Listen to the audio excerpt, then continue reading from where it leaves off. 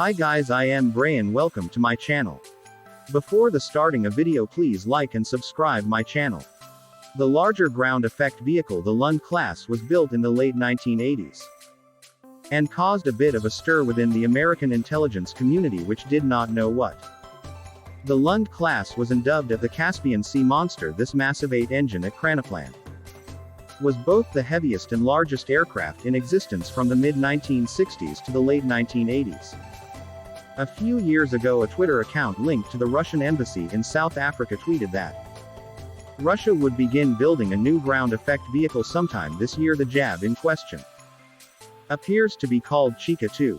The company website says that the Chika 2 is designed for ferrying high-speed passengers and cargo transportation in marine littoral areas, and seems to suggest that the JEF can be used in cold weather for landing on both snow and ice. This crucial detail is why JEVs may be important to Russia. A cold surprise. A 2018 article by the Russian state-owned Tush news agency outlined why JEVs are useful, saying that they can be used to ensure Russia's northern sea route is open and protected by units hovering and monitoring the area.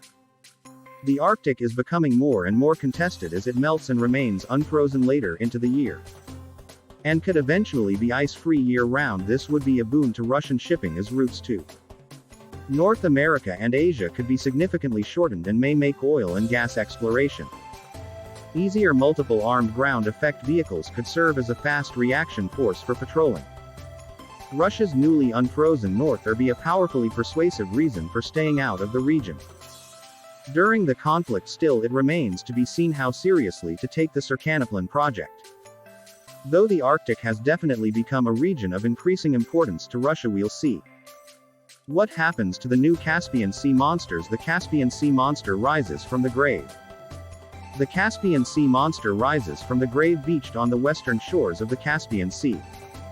It looks like a colossal aquatic beast, a bizarre creation, more at home in the deep than above the waves. It certainly doesn't look like something that could ever fly, but fly it did, albeit a long time ago. After lying dormant for more than 3 decades, the Caspian Sea monster has been on the move again, one of the most eye-catching flying machines ever built. It's completing what could be its final journey in July of this year. After 14 hours at sea, a flotilla of 3 tugs and 2 escort vessels maneuvered slowly along the shores of the Caspian Sea to deliver their bulky special cargo to its destination, a stretch of coast near Russia's southernmost point. It's here, next to the ancient city of Durban in Russia's Republic of Dagestan, that the 380-ton Lund classic Ekranoplan has found its new and most likely definitive home, the last of its breed to sail the waters of the Caspian. Lund was abandoned after the 1990s collapse of the Soviet Union, condemned to rust away at Caspi's naval base, some 100 kilometers 62 miles up the coast from Durban. But before it could fade into oblivion, it's been rescued thanks to plans to make it a tourist attraction, right at a time when this unusual travel concept could be poised to make a comeback. Ground effect vehicles, also known as Ekranoplans, are a sort of hybrid between airplanes and ships. They move over water without actually touching it. The International Maritime Organization classifies them as ships, but in fact they derive their unique high-speed capabilities from the fact that they skim the surface of the water at a height of between 1 and 5 meters 3 to 16 feet. They take advantage of an aerodynamic principle called ground effect. This combination of speed and stealth, their proximity to the surface while flying, makes them difficult to detect by radar, got the attention of the Soviet military, which experimented with several variants of the concept.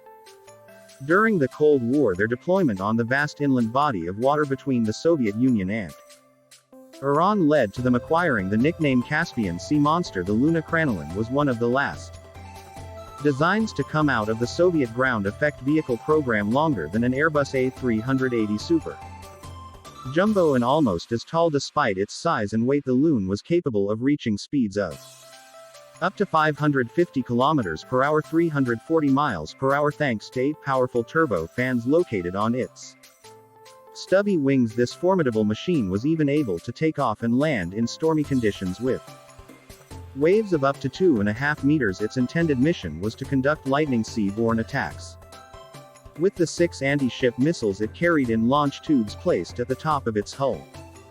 The ekranoplan that has been moved to Derbent is the only one of its class ever completed and entered service in 1987.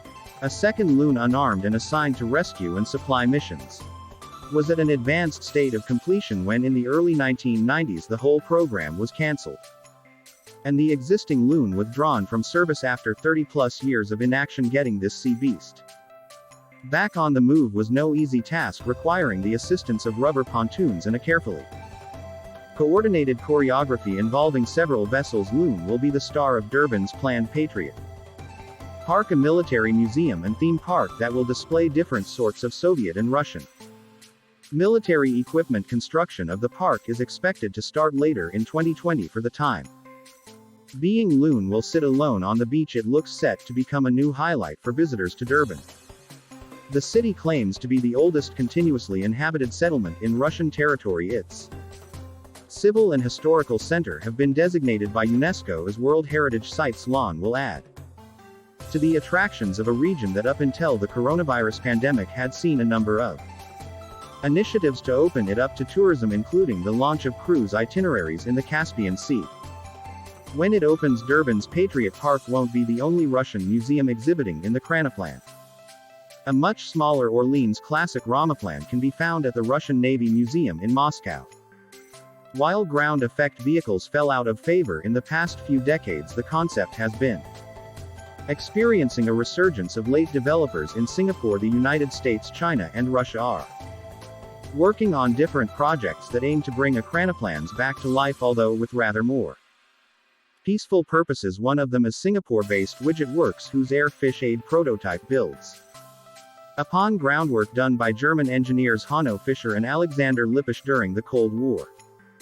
Widget Works acquired the patents and intellectual property rights and have set about trying to improve and update those earlier designs to create a modern ground effect vehicle. Also in Asia, Chinese ekranoplan Shangzhou 1 flew for the first time in 2017.